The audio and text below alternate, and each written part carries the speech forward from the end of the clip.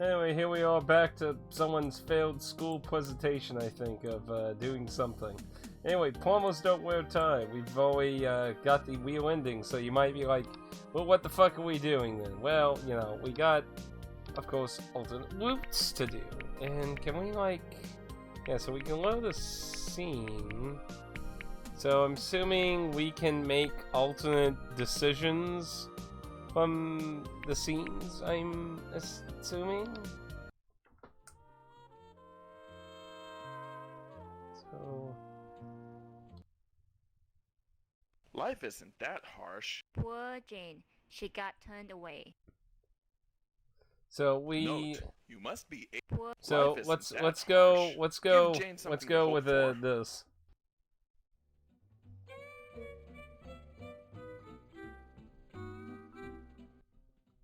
And also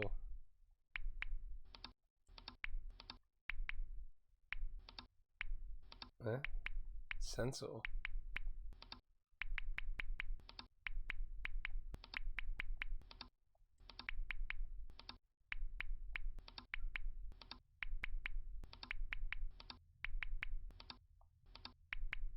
When would they for? Well now, perhaps something can be worked out after all. You don't mean it. As a matter of fact, I've been wanting a personal secretary for some time. Would you be interested in that position? Oh, yes. Yes, Mr. Thresher. Of course, it's a full-time job, not just for the summer. You'd have to quit college. But I would... Of course, we do have a tuition support plan so that you can complete your degree at night. Oh, that'll work out just fine. Thank you, Mr. Thresher. Of course, you won't have much time for night school. You'll be traveling a lot on this job. Oh, I love to travel. I was hoping you'd say that.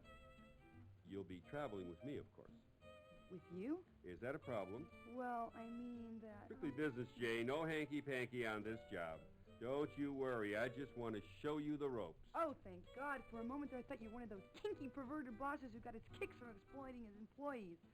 I'm so relieved to hear you're not one of those. Oh, you have a wild imagination, Jane. I like subordinates who can fantasize. Ooh, I have all kinds of fantasies. Well, we'll get into that later. So what do you say? Well, okay, boss. It sounds just great. I'd love to learn all about the ropes. Thank you, Mr. Thresher. Oh, you're welcome. And please, call me Mark. Sure thing, Mark. I just love to be your personal secretary. Will $40,000 be adequate? 40,000! I thought so. Now, your first assignment starts today. I'll be spending the weekend at my luxurious bachelor pad in Pacoima, and I'm leaving at 4. Yes? What would you like me to do? Make coffee? Oh, no. I want you to be back here at 4, packed and ready to go. Oh, my goodness. Then it is real. I got the job, Mr. Thresher. Mark, how can I ever thank you? Please, don't worry about thanking me. I just want us to work as closely together as the dear Lord will permit. See you at 4. Oh, yes, sir. And thank you, sir. I'm so glad you're a religious man. Are you in the ministry? No, but your visit has made me think about starting one. Oh, I'm so glad I inspired you. Yes, you are a very inspiring young lady. Oh, thank you, sir. We'll see you at 4. Yes, I'll see you at 4.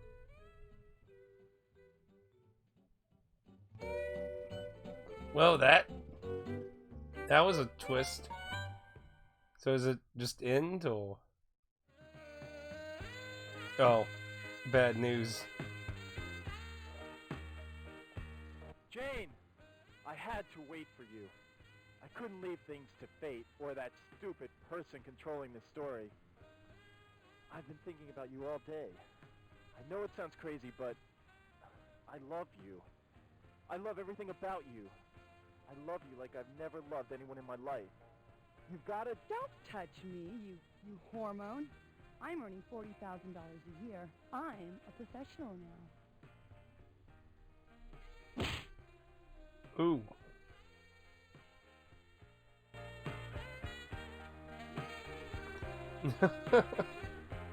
I'm professional. Get lost, loser.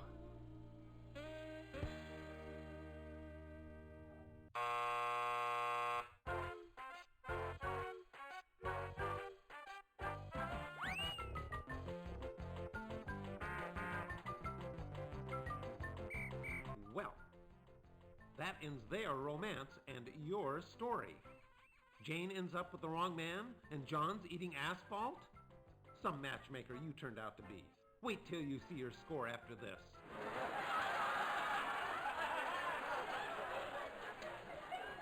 Why not give the girl a fighting chance?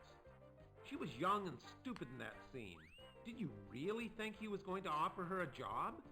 Come on, take a closer look at this guy. He's pure sleaze. I tell you what, I'll give you one more chance to get these lovebirds together. I hope you're luckier with your own love life than you have been with this story. Don't. Want to try again? Hit the A button now. Life isn't. Poor Jane. She got turned away.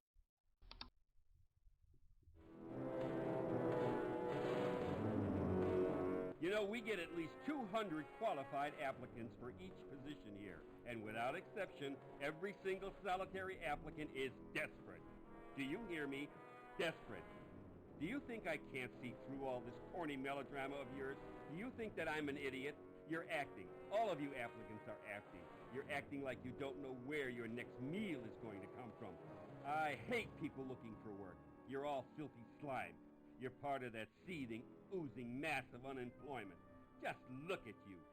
You waltz in here with your perky little face and your bouncy little breasts, and you think you can walk out with a job. Well, I'm going to kick that sweet little butt of yours out on the street. You and your sniveling little suburban education. You think you can just go into your crying act and get a job anytime you want. I'll bet you're a daddy's girl, aren't you? Aren't you? Used to getting whatever you want whenever you want it. All you have to do is start bawling your little head off, and daddy gives you whatever you want. Well, things are different in the real world. Thank you for your time, Mr. Fisher. Jobs are for those who are worthy. Jobs are precious and few. As you've just discovered, perhaps this will be a lesson for you, young lady. Perhaps you'll take your next job seriously, if you can get another job. You pea-brained preppy, you vain Volvo-driving vulva. Have you ever thought of the employer's point of view? Huh? The guy who pays half your Social Security? Who do you think pays your dental and your health insurance? Santa Claus? And who do you think pays through the nose on workman's comp when you fake an injury? Do you think jobs grow on trees? Who do you think creates jobs? You don't give a... Ooh.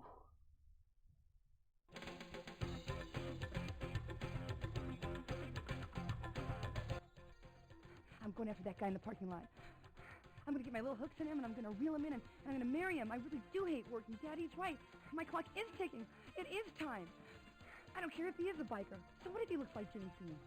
James Dean? My God, he is a rebel, not a geek. Oh, a rebel. I love rebels. I just hope he doesn't have a cause. I hate men with causes. They're such lousy lovers. Oh, I don't care if he does have a cause. I'm desperate. I don't even care if he doesn't have money. The poor thing, he's not a geek or a dork. God, I hate geeks and dorks.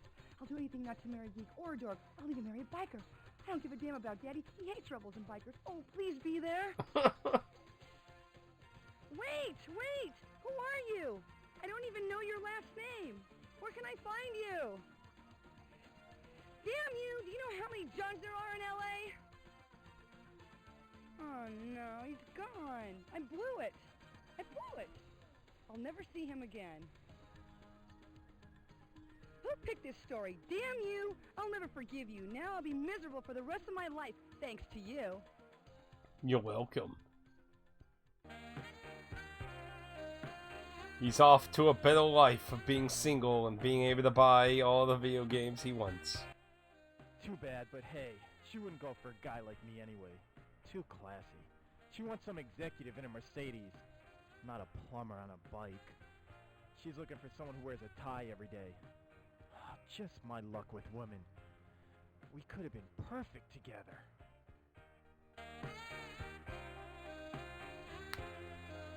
Too busy monologuing in his head. Again? Yeah, they could have been perfect together. But thanks to you, that won't happen. Hope you never have to write stories for a living. John has you to thank for his unlucky love life. And Jane would kill to get her hands on you. You screwed up. But hey, it wouldn't be the first time you screwed up a relationship, right? Want another chance? Bring your score up some so it won't seem like you're brain dead when it comes to this boy-girl thing?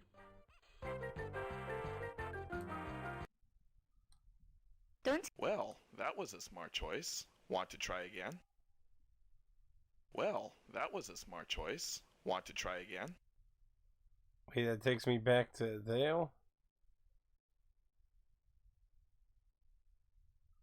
Life isn't that.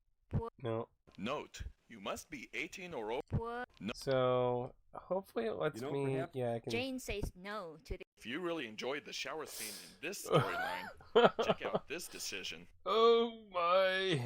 Well...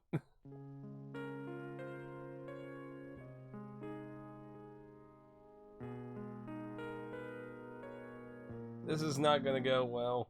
You promise I'll get the job if I do this one thing, Mr. Thresher?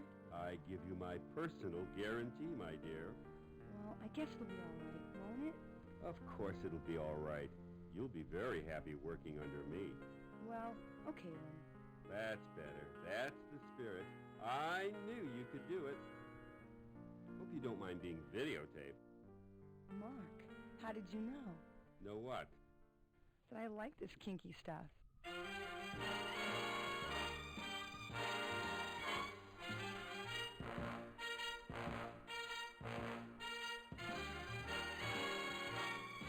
Where the hell did she get all that? She come to walk dressed up in that underwear? Well, she didn't have those gloves on, that's for sure.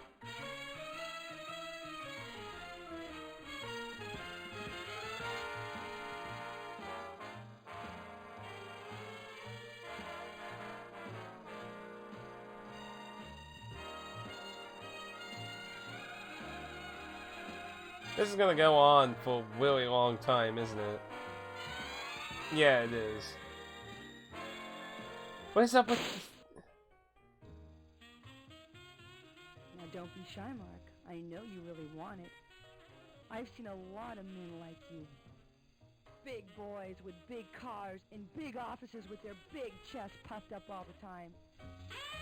All of this show to make up for that teeny little peenie, right? Deep down inside, you're just a confused little boy, aren't you, Mark? You really don't like being the boss, do you, Mark? You'd rather have somebody else be the boss, wouldn't you? You'd rather be my subordinate, wouldn't you, Mark? Now take your clothes off, you filthy little boy! No, please don't.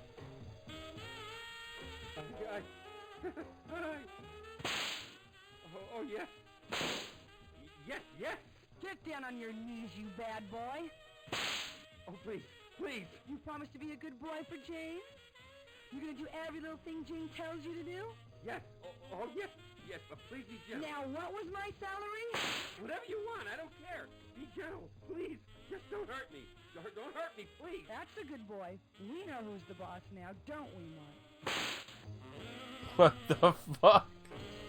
Man, what is up with all the fucking culling on this? Like, was it like that in the original game? Oh, now you've done it. You've really done it. How could you make Jane into such a perverted young thing? She was such an innocent girl before you started screwing around with this story. Is this what you want?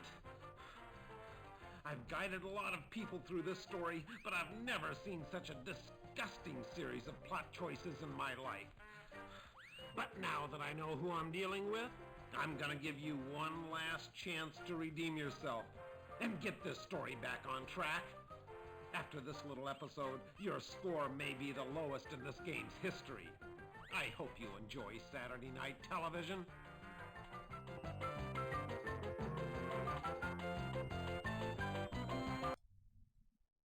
Uh-oh, I screw up. Jane says no to this disgusting proposal.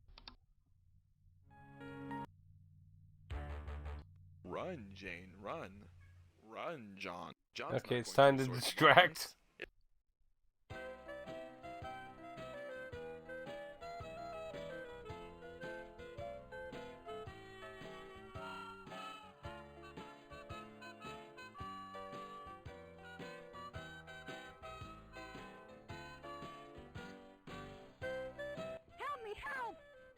Run, Jane, run!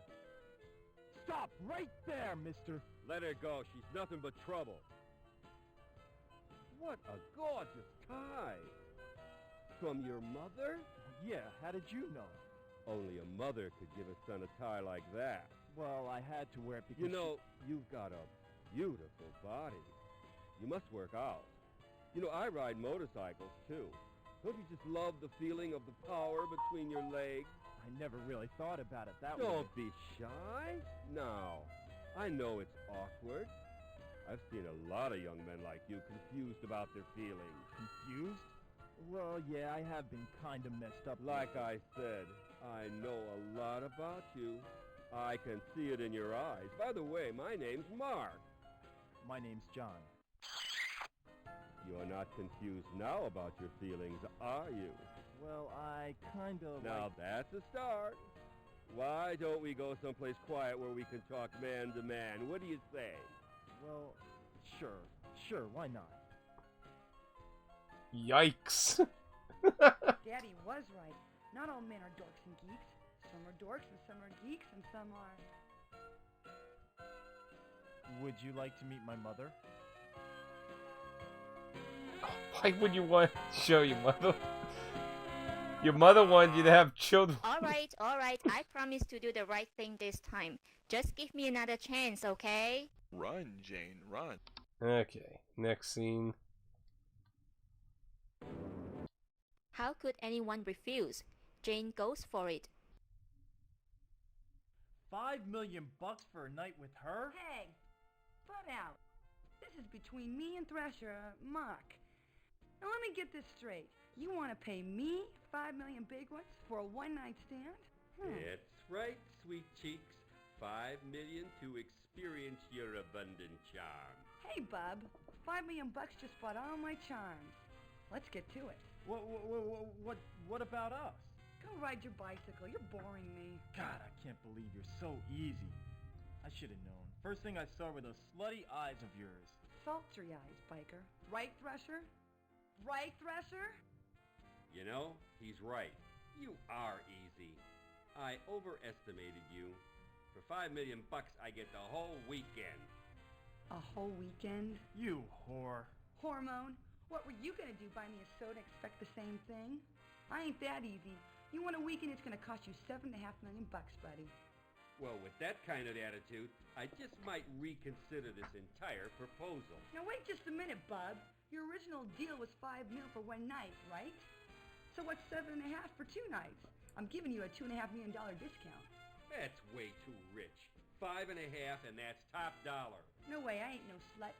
7. 6.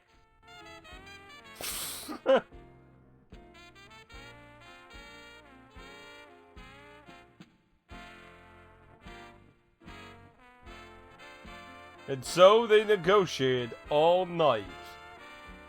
6 and 7/8. How much is that anyway? Too much for you. 5 3/4. 6 and 6/8. It's not worth the time, just leave.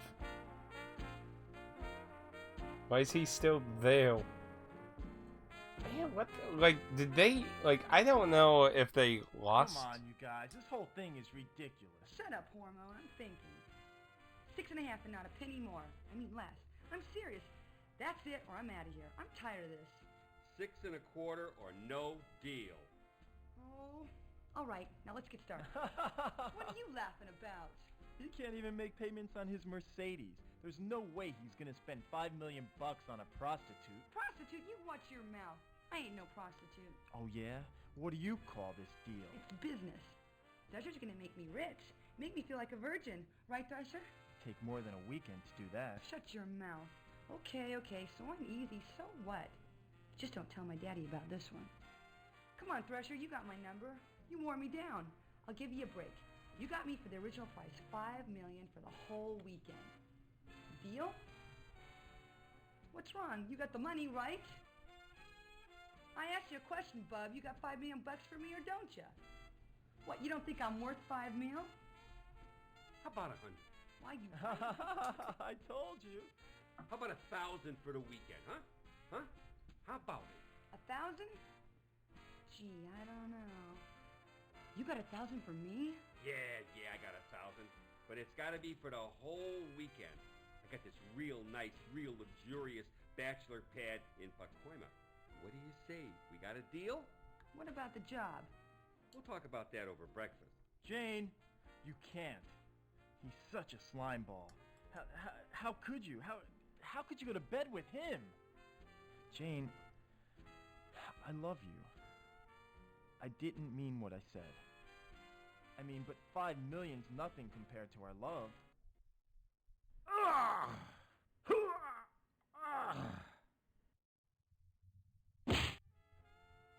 You're a loser. Ooh. Shall we, my dear? But of course. Just one question. How did you know? Know what, my lovely? I could be bought. I've seen a lot of young girls like you, confused about love and money. The answer was in your eyes. My eyes? Really? The eyes are everything, my dear. Are they really slutty like he said? Yes, my dear, your friend was right. You are a slut. If it's in my eyes, then I can't help it. I was born this way. Whatever. I don't believe it. Daddy'll be proud. I'm gonna make it with a geek. Hey, Thresher, you belong to the lodge? Fuck. That was weird as hell.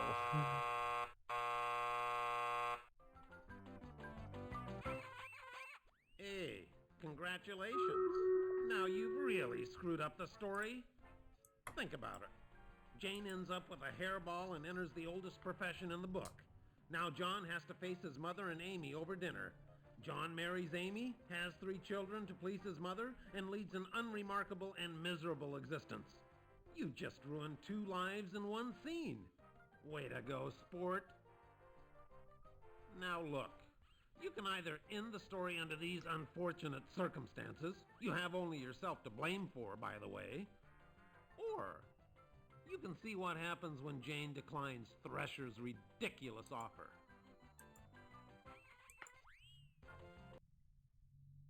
You're not really that way, are you? How could anyone refuse? You know.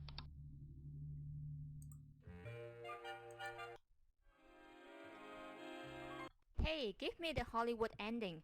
If you didn't like the first choice, choose the second one. Something complete. Well, she did say something about being a nun, and the Angry Video Game Noah did too, so I'm going to assume that's related to that. So.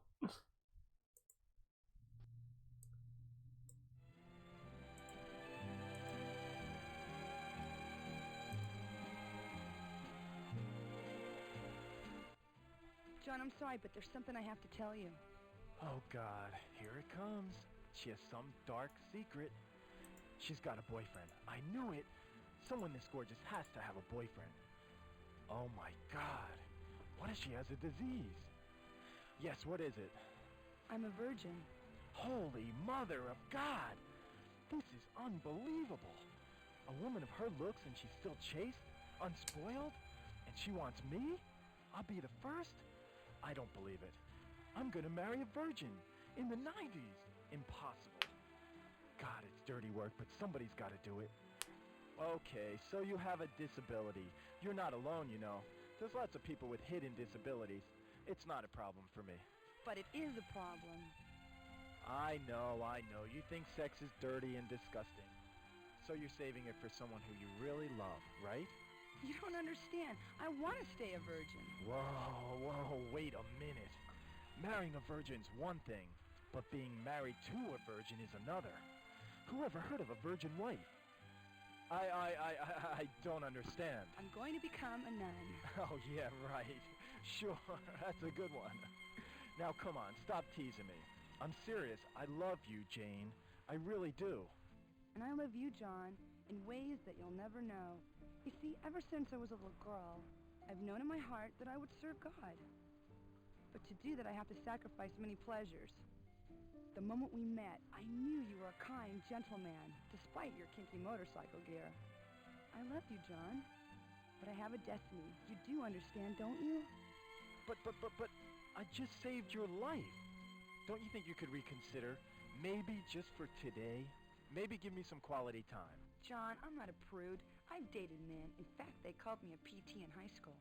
I never did figure out what that meant. But I've never, ever given any of them quality time. Come with me to church this Sunday and I'll show you some real quality time. But wait. You see, I have this problem. It's congenital. Had it from the day I was born. Oh, you poor thing. What is it? Can I help? Well, you see, I get these urges deep down inside.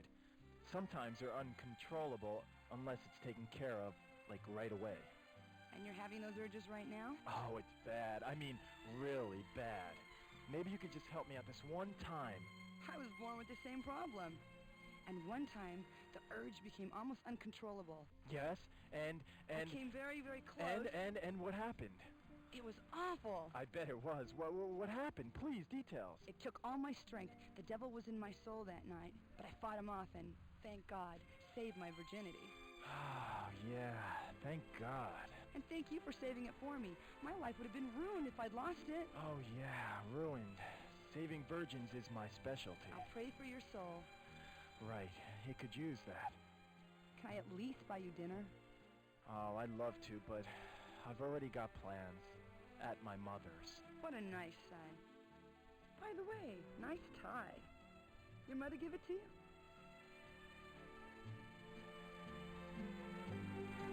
Whip.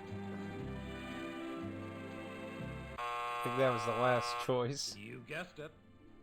Well, you've done it again. What can I say? All John wanted was a little nookie, and you matched him with a nun wannabe? And now he's headed for dinner with his mother, who's arranging a shotgun wedding. Fine ending you created. You'll never eat lunch in this town again. So what did they, like... I don't understand, were these pictures actually like this in Want the to try original? Again? Hit the A button. Hey, give me the Hollywood. I think that was the last choice, so... I want to know who's behind this. Give me the credits. Wow. You really want to go through this again? That's it, folks. What? I want to know. That's it. That's everything, it looks like. Okay.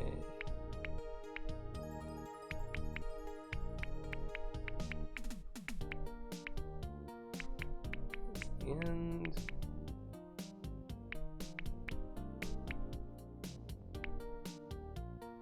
okay, looks like we got everything. Well, now we gotta look for the stuff in the depths of the plumbing.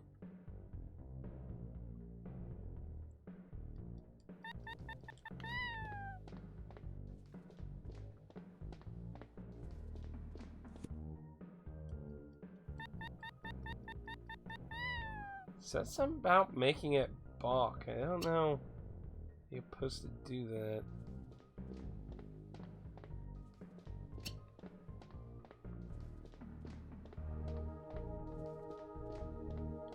Okay, so the footsteps are to indicate he's nearing you. They're not your own footsteps.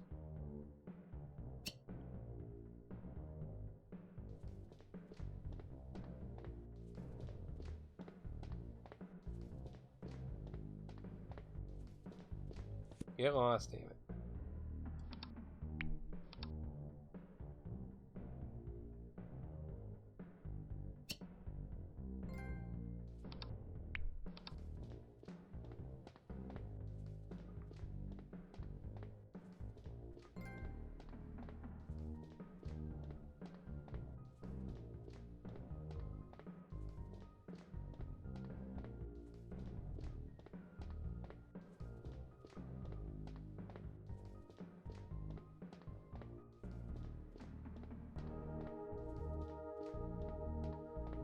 Might be stuck.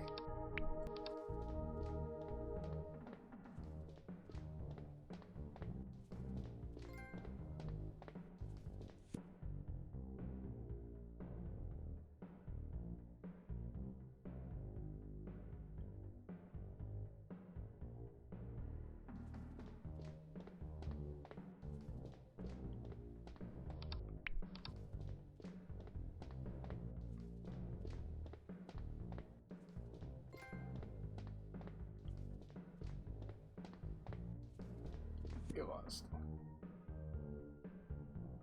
Need some more plungers. You.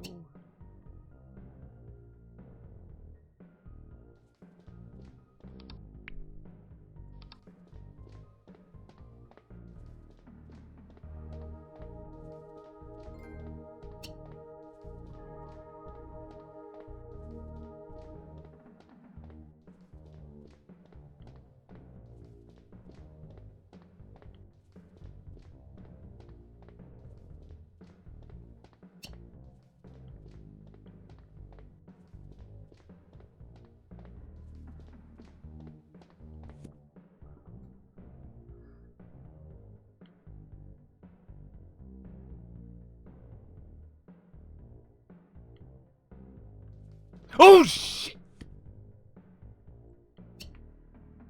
That was fun close. Son of a bitch.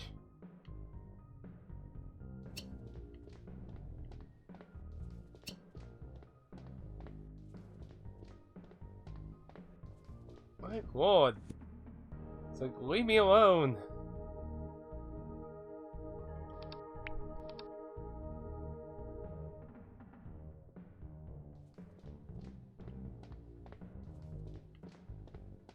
Go away.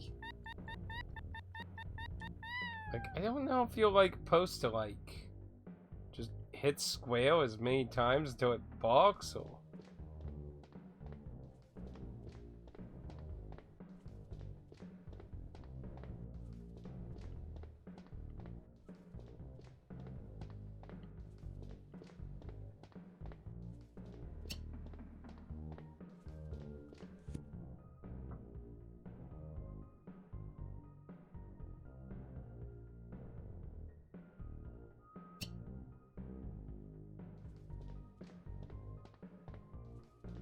Oh, these spawn so fast.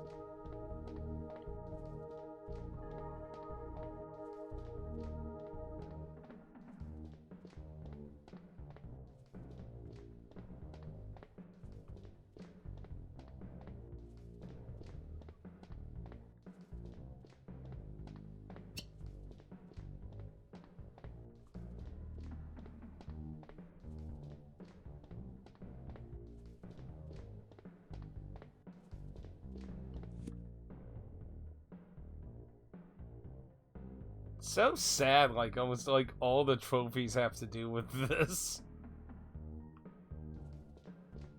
Just finding all the videos. This is the most gameplay in this. Like who made Plums of Depth? The greatest game ever.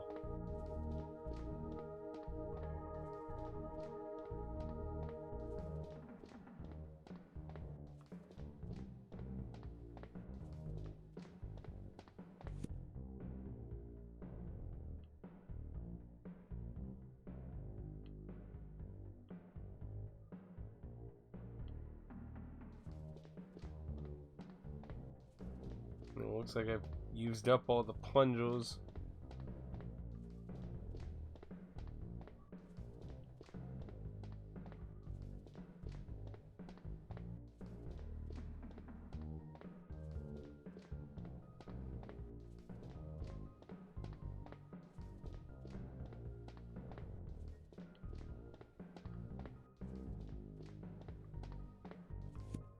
And yeah, I haven't found any new plungers, so I'm probably screwed at this point.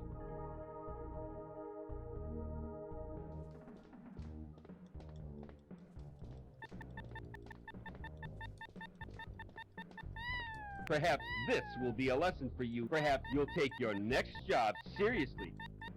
Huh. I can keep doing the cat.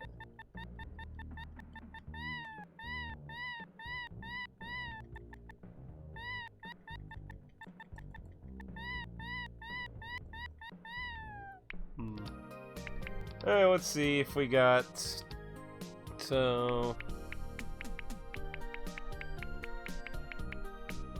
Looks like nothing locked there.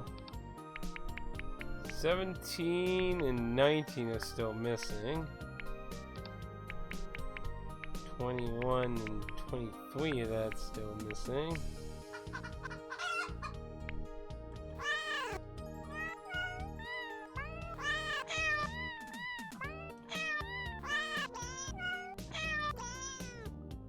Let's see. Model review, yeah, we already looked through all that. Alright, well. Guess we'll try Plumb the Depths again.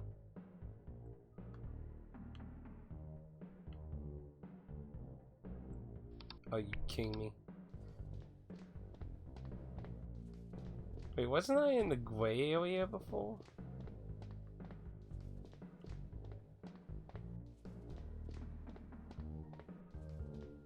Oh! Shit, that was close.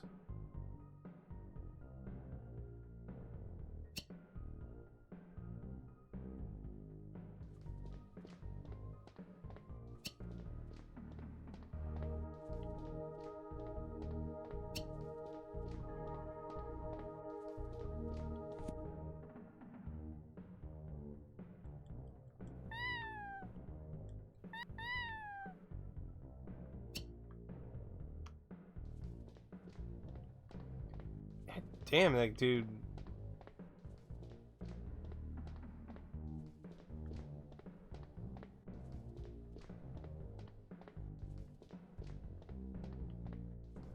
Just respawn so quickly. Like, fucking how close does he respawn to you anyway?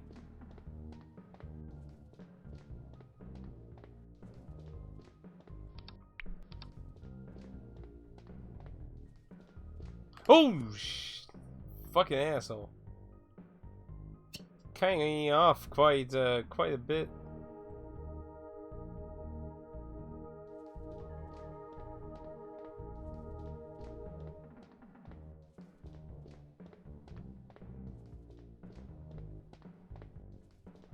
I'm wondering if there's actually only so many that can spawn in here, and you have to replay it and look for new spawns. I'm wondering. Oh! Fucking hell!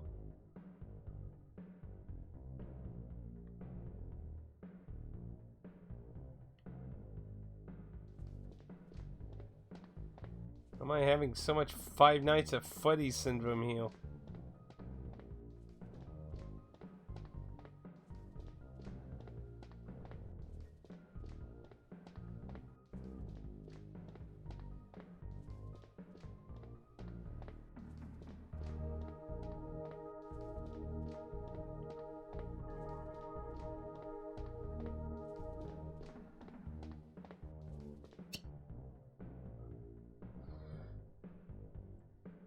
Went down now.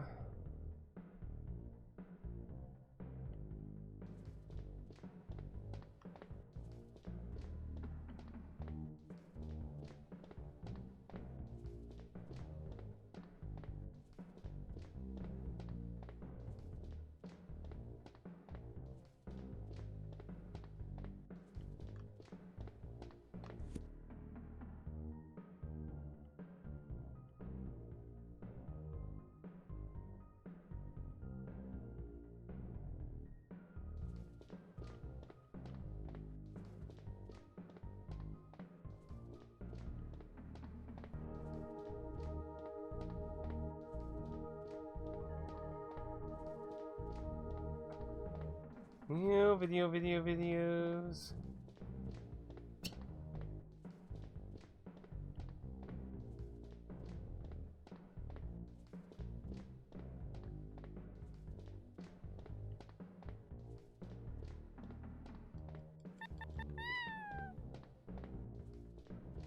My guess is either A, you need to find everything and then I'll do it, or there's something way more.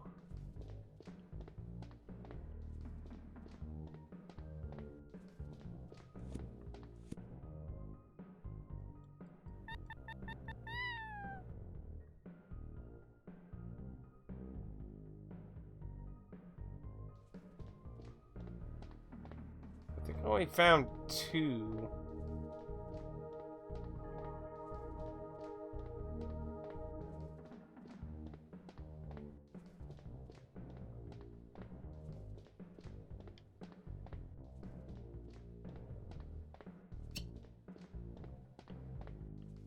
think we've been to pretty much all the different paths.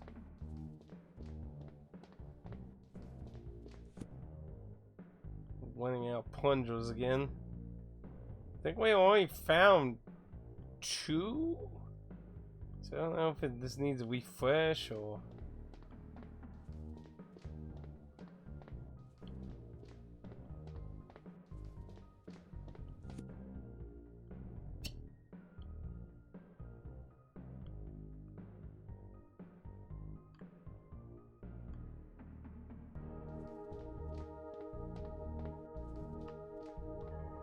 Wouldn't it be funny if there were like fake walls you could find now? That'd probably make this a little bit more interesting, but also more annoying.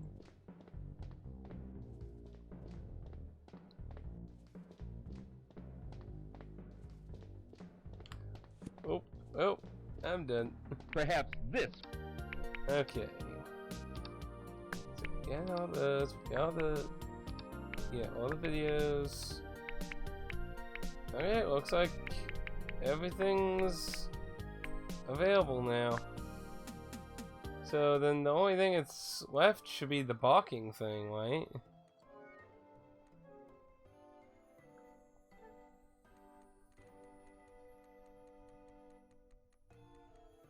Yeah, encourage the feline to make its signature sound.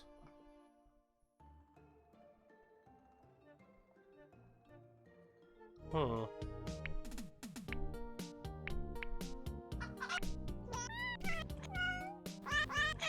Well, that I'm not sure what gotta do for that. Let's go find the wet area again. Let's see if we can get to do something.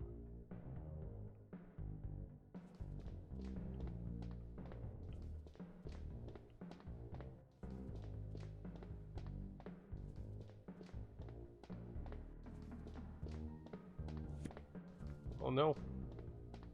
My plunger fucked up.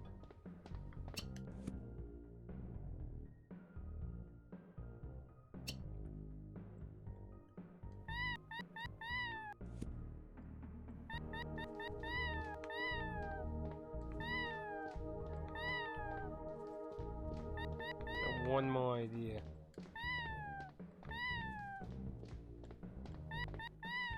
Let's see if he can walk through the cat. Yeah, he can. Perhaps this will be a. Yeah, he can walk through the cat.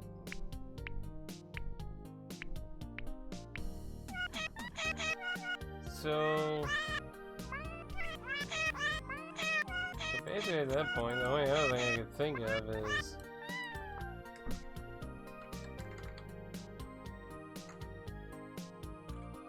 so let's see what it says you gotta do.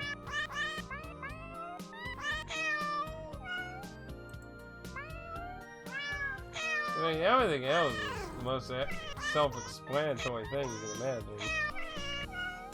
There's 2 cats.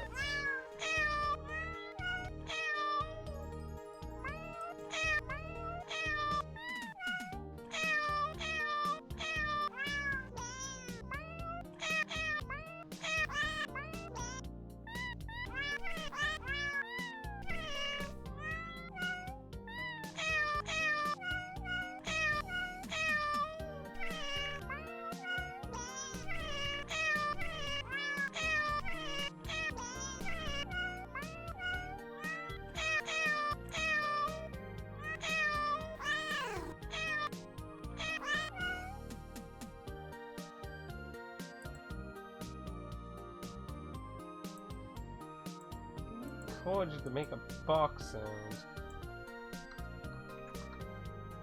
Eh.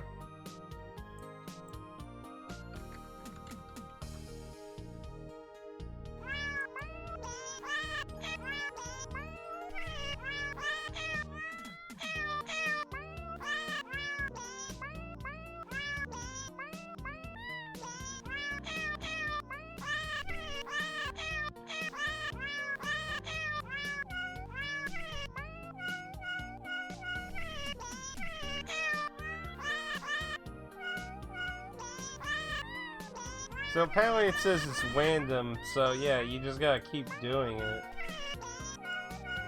That's annoying.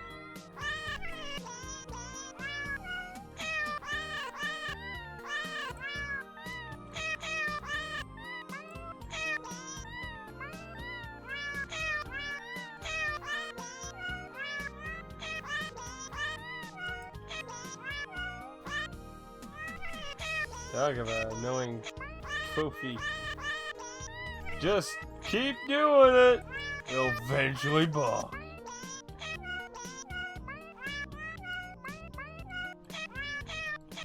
Just keep doing it.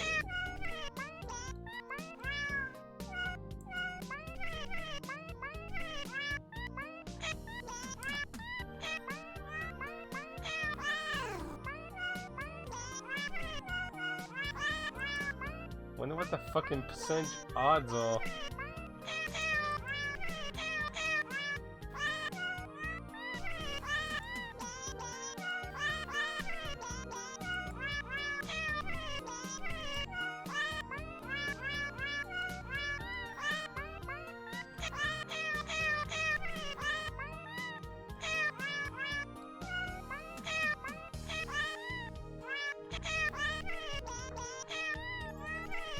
Oh Lord, why? It just won't fucking do it.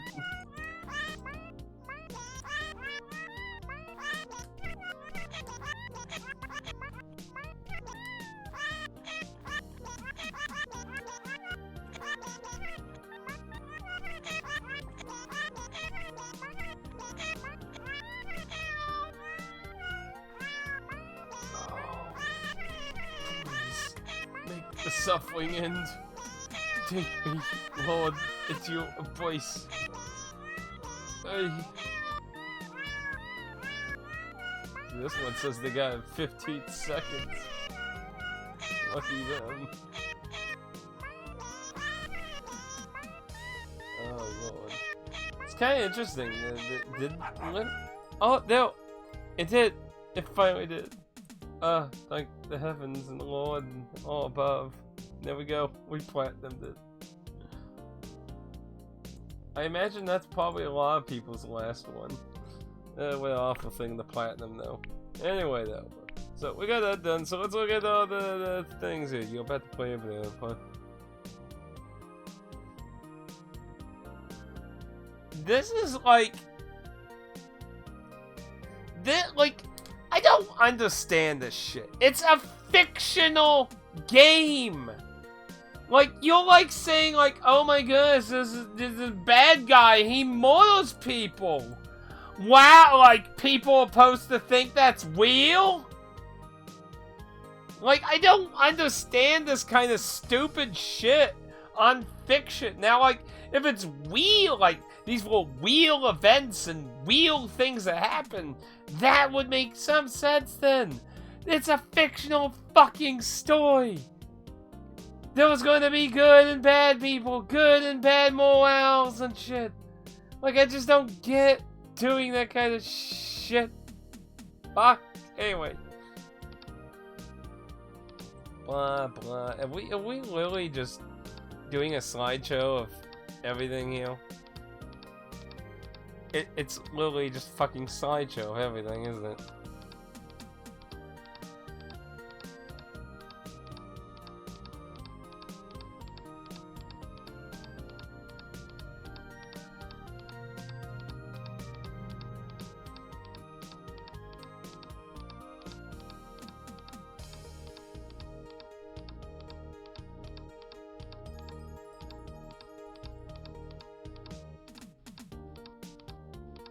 So, okay, so it doesn't show you the normal censorship face doing those.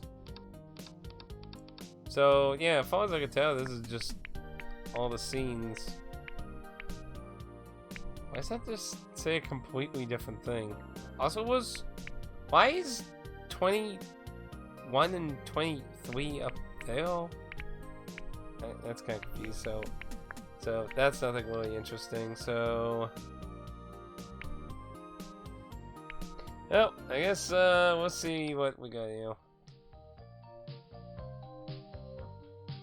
I think it's probably largely forgotten by people below a certain age that there was a time that seeing a video clip on a home electronic device, a digitized clip, was a novelty. You're going to get to know a lot about me, maybe even more than you imagine. The big promise of CD-ROM was that it had an amazing amount of memory capacity compared to a cartridge.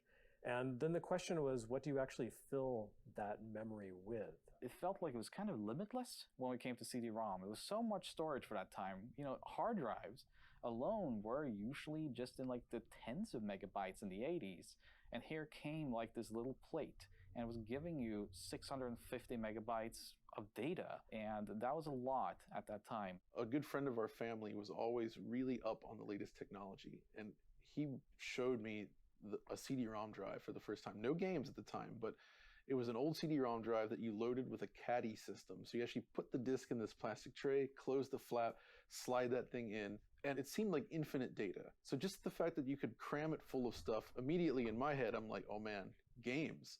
I only saw that medium as music, and I just didn't understand how it worked, so it just didn't make any sense to me. It felt like when my friend showed it to me and put the CD in there, I just didn't believe him that it was games and it was going to work. When I first encountered CD-ROMs, I was deeply skeptical on console. They were slow. They were slow to load. The FMV effects did not impress me after the first few minutes, especially since my first exposure to FMV was in the arcade with Laserdisc, where they'd actually been better done than some of the early examples there. I was very sensitive to loading times. Even though I used PCs quite a bit and was used to them in that space, I thought of consoles as an instantaneous place to play video games, and I separated those in my mind. But certainly the game industry was ready for the jump that a cheaper medium would provide. The memory inside cartridges is very restrictive. It's very expensive to kind of upgrade that. CDs opened this whole world of possibilities for really, really nice renders and even videos. All the magazines had hyped up that you could have CD music and anime cutscenes. I think it's kind of natural that that's the direction that it went, that all of a sudden when people realized that they could have hyper-realistic stuff, well, what's more hyper-realistic than pointing a video camera at someone? So, you know, you can get the best graphics on a CD that way. So like video in the game space started with Laserdisc, right? And then it kind of went away for a while. And then now with the advent of CD-ROM, it was like, we can do this at home. And that's kind of what kicked things off.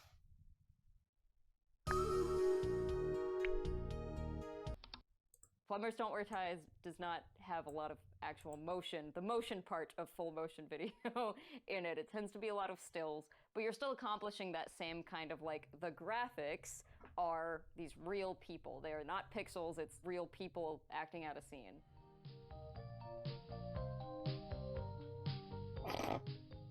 A full motion video game is a game that endeavors to use motion picture footage to tell video game stories and integrate into gameplay directly as opposed to simple cinematics. To me, at the basest core, I feel like a full motion video game is something that gives me control over something that feels like it could have been a movie or a television show. The video game industry hasn't always been something that's huge or taken seriously, and I think especially in this kind of like early 90s period, it was a time when people were like, well, what is serious? What is real entertainment? And the answer was Hollywood. So what if we just made video games like Hollywood? Then it'll be serious. Then it'll be like the real deal. I think video games have vastly better stories than a lot of Hollywood realistically shit. Be done in real time.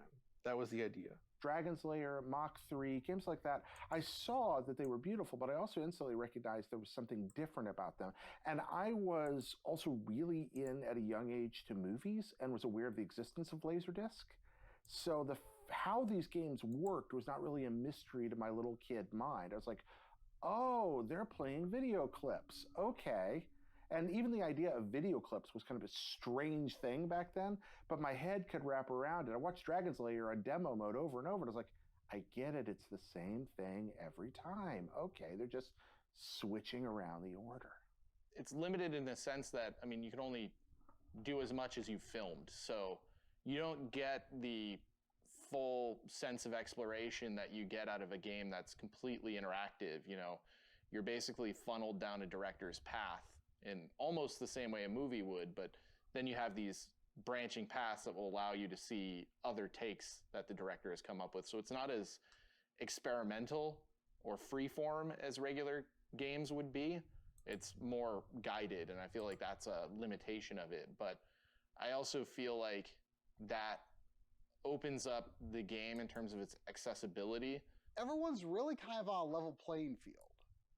Whether you're deeply into games or whether you're just, you know, someone's uncle, like my uncle, who had some games like that, like Mad Dog McCree on the computer. Especially in the PC space, developers and publishers were always looking at how can we expand this out? How can we get dad playing video games and mom playing video games?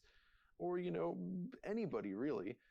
And there was many different types of genres and types of games, and I think FMV is just one of those things because it was usually not that complex, and it was designed to be like, hey, you like watching movies? How about you play one? They called it Sillywood, the Silicon Valley and Hollywood coming together. Like, what if you could just be in a movie? What if it was a movie that you could play? That's what I love about this era, because it was so experimental, right? Like, nobody knew. Like, this end goal of just getting people onto your screen, just seeing full color, or even just 256 colors representing people on a computer. That was nuts. Heck, even just still frames, right? Just a still picture. It sounds silly, but honestly, for that period, that was not a trivial thing to do on these machines, right? So all of this stuff was kind of coming together, and it just, you know, it created the FMV genre. When you had CD-based consoles, at least that early, this was like the only type of game that you couldn't get on a cartridge. So FMV was really a chance for people to say, look, we have all this space. Let's really put it to use with something you can't do in any other format. And FMV, you know, while it wasn't always great in terms of gameplay, it made use of the potential of that medium in a way that traditional games really couldn't. FMV on consoles was the realization of that dream. The problem was it was a very clunky realization. It was a very limited realization. Some of that had to do with budgets. You're kind of limited by the logistics and the realities of the actual cost of creating these things, especially if you're filming real actors and real sets. The reality of it was that a lot of these games just weren't actually very fun. So if video games aren't fun and the production values aren't Hollywood level, then you just are kind of pushing buttons to a bad movie, which is not really what I think anyone had in mind. You know, once you've gotten the entire story, then there's nothing else. And that's one of the good things about Night Trap is that you can play through it several times and always see like some new stuff. Night Trap is so honest about what it is that it's one of the best. They took the concept of using security cameras and they plugged it into the game itself, where you would actually be watching something that happens that you don't have direct control over. You just had control over the feeds. Developers, as often happens, saw an example of success in, say, Seventh Guest, in Night Trap, and these kinds of games that do use FMV in an interesting way, but kind of only got the video part of it, and therefore we quickly go into a realm of kind of very loose, like quick time-based video gaming. And so the games themselves became more limited in its genre than it actually needed to be. It's good to go back and reevaluate and kind of understand what those games were about and what they could be, what people tried to make of them. Even though we have so many more genres of games now and so much more technology to do this in a full 3D space, I think there's still the sense of that realism and the fact that our eyes connect with these characters in a different way, the fact that we know they're real. I think this can be used effectively still to this day. I think we'll probably just skip most of these at this point. Let's see.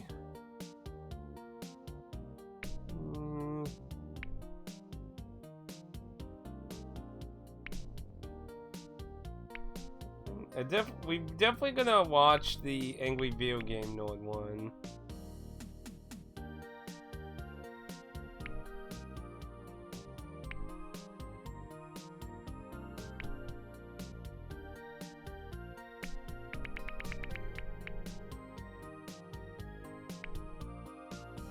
I think we'll watch those two. Maybe that one? Trailers. That one might be interesting. Don't care about the intro.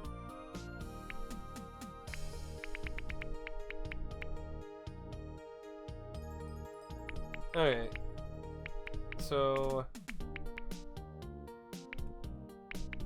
now, is this about like picking this? The internet was in its infancy. People weren't just browsing this kind of light adult style content. So putting it on CD-ROM was probably seemed like good business at the time, but without a lot of money behind it. We talk about making it, making I feel like this. that's the question: is how did this happen? Because at the time that it happened, it represents a giant step back in technology on a system touted as being more. Okay, then just talk about 3D. Anyway, let's get to the interesting ones. What have I done? What have I done? Oh, God. Oh, no. What have I done? I think my first impression of CD-based games wouldn't really be games, but they were more like computer softwares, like a movie catalog. And you would look up movies on there, it would give you some information, and every now and then it would have a clip. They would actually include like a little clip, very low resolution, but it was a clip from the film. And it was like, wow, I'm watching a movie on a CD. Even CDs, for that matter, were kind of new. Just the idea of listening to music on a new medium was kind of interesting, because on a video game cartridge, there's a chip inside, or on an audio cassette, there's tape inside of it, but you don't handle it. You don't actually touch the tape. The CD was just, you're touching the data, so it seemed. So CDs kind of had a negative impression, sort of, between me and my friends when they first came out, because we thought you could scratch them real easily, and then the game wouldn't play, or the music. Well, I didn't know how far CDs would go. It was sort of a big question at that point. With the 3DO, I only knew the commercials. This is flying. This is real flying. All those childish games, we're all done with that now. Now we're going into real games. Yeah, I didn't know anybody who had a 3DO. I guess it was just too expensive. And I didn't really get a taste of it other than those commercials, not until I started doing the nerd videos. So I never heard of Plumbers Don't Wear Ties until the fans requested it. So I had to try it out, and it was so bizarre. And I didn't think it was possible to make a video of it, because what am I going to do with this? Most of the games I would review, I would be able to change the course of action by playing the game. There's many variables to what I can do and what I can show happen. Plumbers Don't Wear Ties, it's pretty much just a bunch of images that you're going to see no matter what. I can't really change the outcome of the game a whole lot. You'd make these choices for the characters, and then that was about it. I didn't think it was going to make a very good episode, but I tried anyway. It's basically just a basic sort of reaction video, almost. I'm just going through it and being like, what the hell is this? That kind of thing. There wasn't really a whole lot in my commentary other than just explaining what I'm seeing, as if I need like confirmation. Like, hey, is this what's happening? Are you seeing what I'm seeing? The panda head in the bedroom, the guy playing guitar with the plunger. There's all those weird filters, and the guy with the chicken head. And then there's that really weird, uncomfortable scene in the office where the boss, this real sleazy boss, tells her to take her clothes off. And then she surprises all of us, but she actually does it. But she has like a whip and handcuffs, and she's like, okay, if I'm going to take my clothes off, I'm going to do this to the point where you're not even going to be able to handle it. I don't know what the point of the whole thing was, but it's such a weird game. The voices in it were really peculiar. Who do you think should make the first move? Press A now. I don't think the game was really meant to be seen by that many people. I think it was kind of just like an experiment. Like, they even put an outtake in there just to show that they weren't that serious. An outtake that's in it. So it's an intake, not an outtake. I guess it's in there just to show you that they're having fun with it and that it's not really meant to be taken serious. I mean, how could it be taken serious? But the fan response was overwhelmingly positive. Even to this day, a lot of people say, "Oh yeah, I remember your Plumbers Don't Wear Ties episode. I really like that."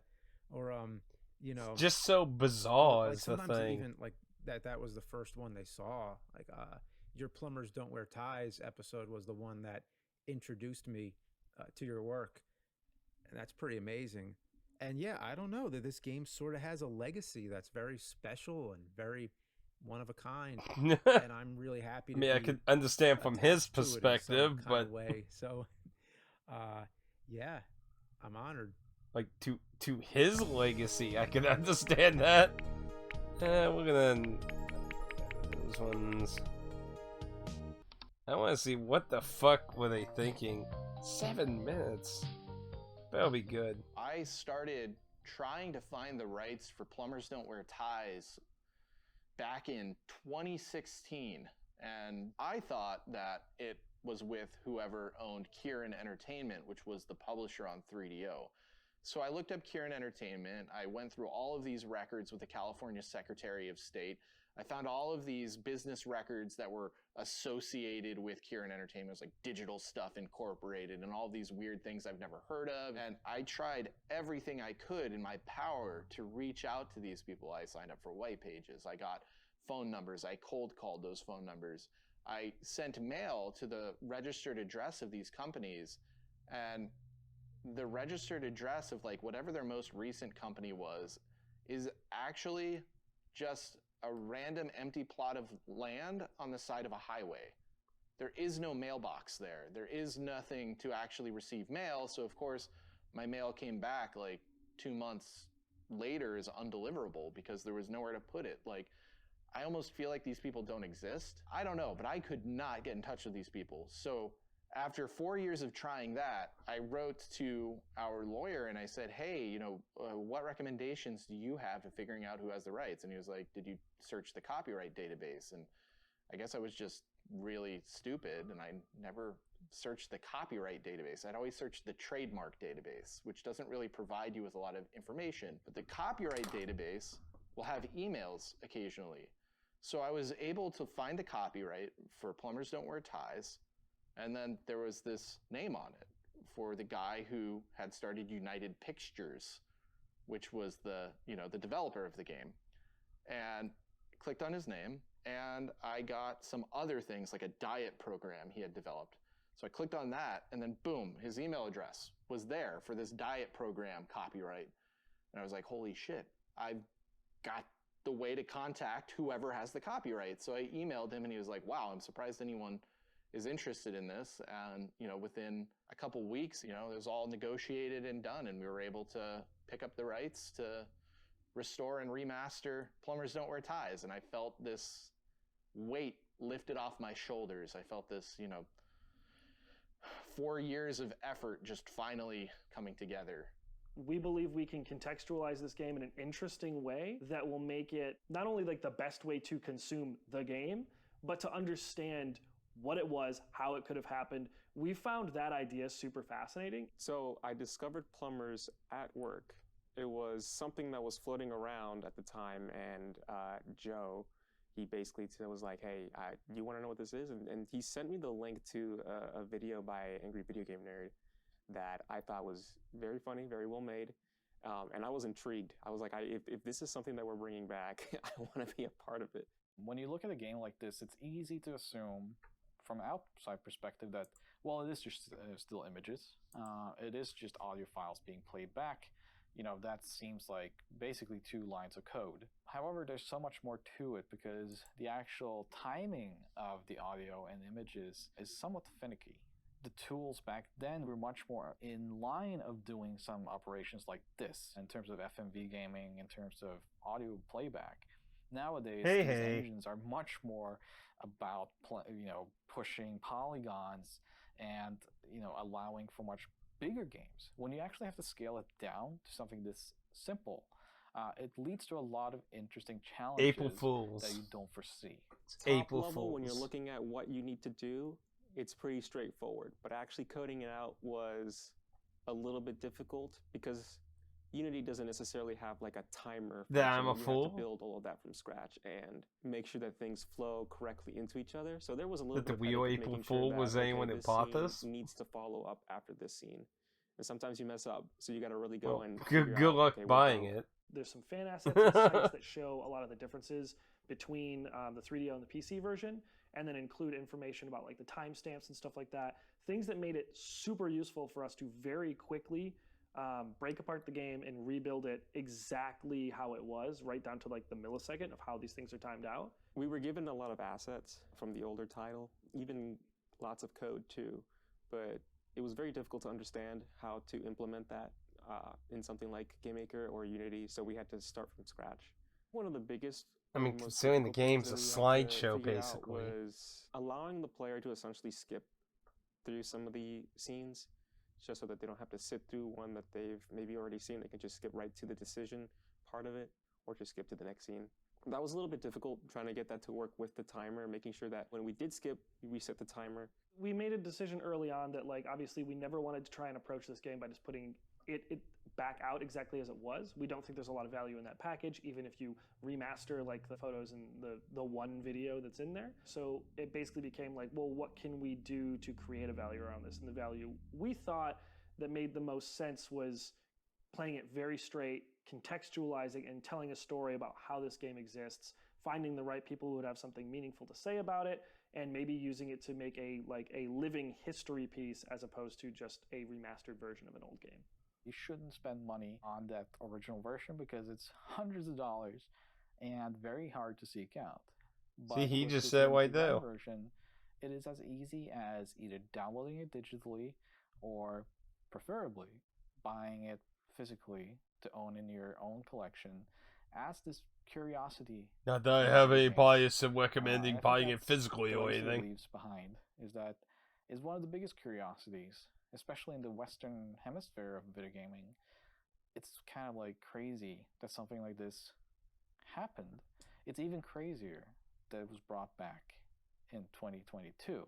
I like doing unexpected things, and I feel like providing a remaster to this level of Plumbers Don't Wear Ties is a very unexpected thing. So that's really what has always been on my mind with regards to Plumbers Don't Wear Ties. But, you know, if this is successful, I would love to be able to look into doing more with it, you know. If there ends up being demand for a sequel, a Plumbers Still Don't Wear Ties, you know, we could do that. Because I actually... You know, I was reading while I was researching the IP on Google that there was actually plans for a second. And some assets may actually exist for that floating around in the ether. No! You know, this kind of goes hand in hand with trying to find the IP.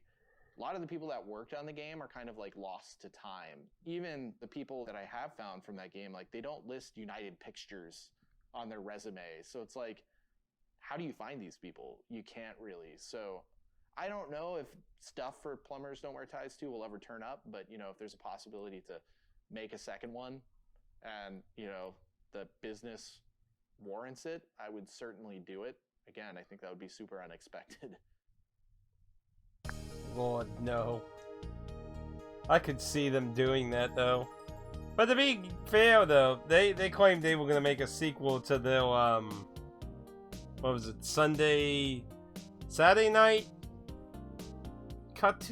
Saturday Night RPG, that's what it was. Saturday Night RPG. Like, that ended on a cliffhanger because they didn't finish it. And they were saying, like, if the Switch version sold, like, really, really, really good, they'd make a sequel. That never happened. So, I'm kind of curious what they did with, like, upgrades and that, so... Plumbers Don't Wear Ties returning is an example of how YouTube culture and memes can manifest themselves into a real thing. If they just say history, I'm just gonna... I think the most common question when seeing that Plumbers Don't Wear Ties is coming back is, why? Why on earth? Like, to me, that's almost more enjoyable than getting to release this project. Just knowing that there are people out there thinking, why are they wasting their time doing this? If you're just purely happy that Plumbers Don't Wear Ties is coming back, I think we need to have a conversation, because you shouldn't just feel happy. You should have questions, and you should be asking those questions. I ask myself questions every day while I'm working on this project, and I will for the rest of my life.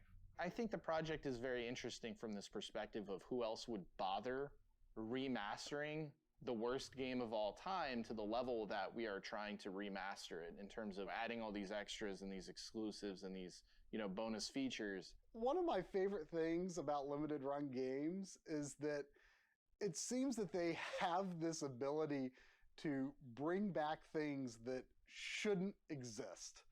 And I don't mean that in a bad way. Somebody somewhere thought, like, what is the silliest game we could ever think of, like, releasing on modern platforms? And for the longest time, that was probably Night Trap. And But this was supposed to be an April Fool's sale. This was only for sale for one day on no site. Like, it's like, that is like really hitting the bottom of the barrel. There's no cash grab in Plumbers Don't Wear Ties. This is actually one of the hardest jobs we could possibly give ourselves, because we now have to give you a reason to buy the worst game ever made. The whole time I'm thinking to myself, are we really putting this out? Like, who is asking for this? I think it's really important to kind of recontextualize games that maybe culturally up until this point have only been the butt of a joke. Like, everyone knows Plumbers Don't Wear Ties, but does anyone actually know? I agree. Like, honestly, playing this, the bad games, the Angry Video Game Nerd did not emphasize how fucking long some scenes were. Historically bad games accessible again, so people can satisfy that curiosity that they have in understanding why these games are so bad. That's why I really like to see projects like these, is to sort of recontextualize things and put them in a different space than just, this was a fucking bad game. This is stupid. It's funny, it's weird. There's a lot of bad stuff in it, though. There's stuff that hasn't aged very well, and I think people can learn a lot from. I hate shit like that. Just making sure that they try to is fiction. Anyway, we're making this game readily available again. And I think we should, because there's problematic things. The evil duo kills people. Parts of your history. It's a fiction story. Why do people feel like, warning, this fictional story may actually have things that aren't good in real world society? And Plumbers is certainly please not use our your art, brain. But it's a part of our culture, right? And it represents something that was really unusual. Yeah, Anyway, I'm kind of curious to see what they did with Walking On and all the rest of the stuff. Maybe that too, and yeah, that was the only other thing out of this crap I wanted to see. So let's see what they have to say about AI scaling. Human input and effort made our images better. So when it came to actually AI upscaling this game, that was a gigantic task that I don't think I was fully prepared for, but when I came into the company, I was the only one that had true kind of involvement in the AI scene. I'd worked in Japan, and in Japan I'd worked very closely with the advent of take it AI easy. upscaling Yeah, I'm just watching these unlockables, and I'm social done knowledge with as this. well. I had dabbled a little bit into doing I do? real photographs. Like VR? And generally that is not great. Even today, as we're recording this, it hadn't really gotten to where I needed it to be. And that was a big problem, because we had about 800 images that then needed to go from 640 by 480 index colored BMP images into fully upscaled, clear photographs. So when I sat down to plan this out, the company, Leo? Limited Run Games, had already tried their hand at using kind of conventional AI upscaling applications. There are some out there, they're very good. And the results that came from that was kind of twofold. So you could absolutely see there is something here. Trees, shrubbery, this kind of stuff was being reproduced, but characters, objects, things that very much catches your eye was plasticky and kind of, it looked like everyone was just wrapped in some sort of protective rubber. This is making everyone look much more icky, and we can't go over this. There was another AI model that had been put into use, and it made everyone come out like kind of fried chicken texture. And I was like, I don't I don't think this is going the right direction. So what I Take it decided to easy. do was, I have the connections to get in touch with the actress. One thing I talked to Jeannie was, hey, I want to try something out here. I want to do an AI upscale. What I'm going to do is I'm going to teach or feed my own AI model and basically have it recognize you. But I need a lot of references. Can I use images of you? And can you supply them to me? And she was very happy. She was kind of like, this is really cool. And so we started to get to work. And it took me about 3 weeks to really create a model that I was satisfied with. The problem I had now introduced was that I had a model that was very good at recognizing Jeannie, but it made also Edward look like Jeannie. So I had to go contact him and say, basically, hey, I need a lot of images of you. And luckily, Edward also had a modeling career. So that was no problem. And feed the AI again, reconstruct the images. Now everyone looked like Edward much more. So what happened in the end was, basically, I had 3 different AI models. One for Edward, one for Jeannie, one for backgrounds. The other actors were fairly prominent in their scenes so that the AI could do an approximation and I could hand edit all the inconsistencies. But for the general images, what I did was I ran a batch process once for every person and then once for the backgrounds. I would take those results and actually composite them together from their individual sources into one image and kind of edit around each layer and find, okay, this one did a better job reproducing this, this, and this. Together would form the full scene. That wasn't enough though. What was kind of becoming clear to me halfway in, I would say like 8 to 9 months kind of into all this, even though those original images are very low quality, they still retain kind of like a color temperature and overall quality of a 90s photograph, like a Kodak moment. Because this game is just a sequence of Kodak moments. So what I did was basically scan my own family albums, a lot of pictures from different times. You scan them at a high DPI. You go in real close. What happens? Well, you start to see what is kind of the grain, how colors are blending together. And I went in and I made a custom filter that reproduced that look, that feel, to then batch process on top of the images I now reconstructed. Problem now was a lot of those old images that I had basically reconstructed 6 and 7 months prior had color balances that was out of sync with what I now needed for this new filter, which was then going to like reproduce that look. All in all, it took about, I'd say about a year from the first image to the very last one to get this all in. But as you can see in the game, I think what we managed to do was even better than actually scanning the individual images that was taken back then. And the reason why we couldn't even do that was that the production, the original production, was done on 4 different cameras. Through someone on production at Giovanni, we realized the game had been shot across some sort of bigger like studio photo camera and also a running video camera, a VCR camera. There's film, Polaroid, and then there's actual photographs. And none of this really has survived. So even if we did have full access to sources, we would have to comb through the actual video and find the stills. It's interesting in the sense that I think the game was meant to be video, but of course, for us doing this reconstruction, it meant we could only use what was in the game, and what was in the game did not lend itself well to AI. I'm pretty proud of it now though, because I think this is basically one of the first times that we used AI for actual real-life photographs. So I think it's pretty neat, and I hope everyone playing it also enjoys it. See, I want to compare, like, to, like, original gameplay. So, yeah, I'm just kind of interested in the stuff talking about how they came to the conclusion of making this monstrosity.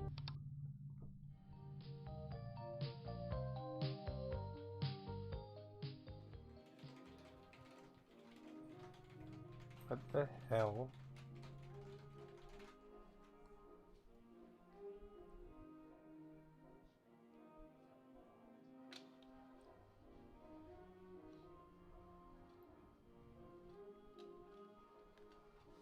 That's probably seen somewhere on Josh's shelf.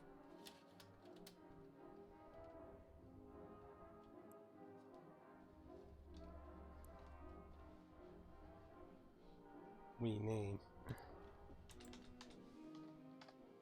PS4. Done. Boy, was that easy.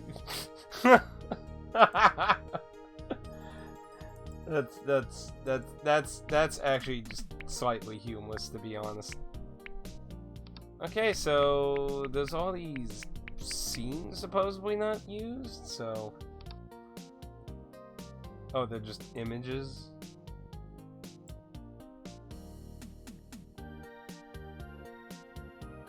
So I guess maybe these were like on the disc, I guess?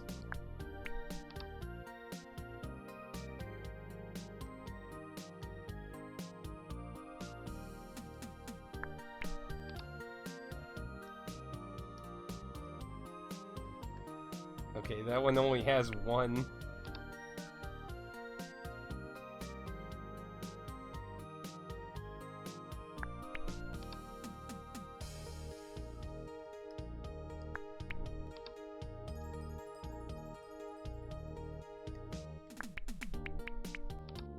Not exactly very exciting deleted scenes. Wow, she had a lot.